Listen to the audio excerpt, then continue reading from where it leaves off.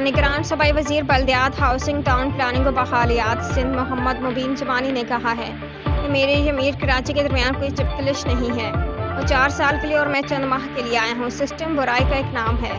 اور کوئی بھی شخص 6 مہینے میں اس برائی کا خاتمہ نہیں کر سکتا، اور اگر یہ برائی چلتی رہی تو سندھ کے لیے دعا کر سکتے ہیں۔ ان خیالات کا اظہار انہوں نے بدھ کے روز سالانہ ترقیاتی بجٹ کے تحت KDA کی جانب سے بنائی جانے والی ناگن چورنگی تا راشد منہاس روڈ تک سڑک کی تعمیر اور اس کی بیوٹیفیکیشن اور بعد ازاں سعدی گارڈن روڈ اور اس سے متصل برساتی نالہ کے منصوبہ کے مکمل ہونے پر اس کے افتتاح پر منعقدہ تقریب سے خطاب اور بعد ازاں میڈیا سے بات چیت کرتے ہوئے کیا۔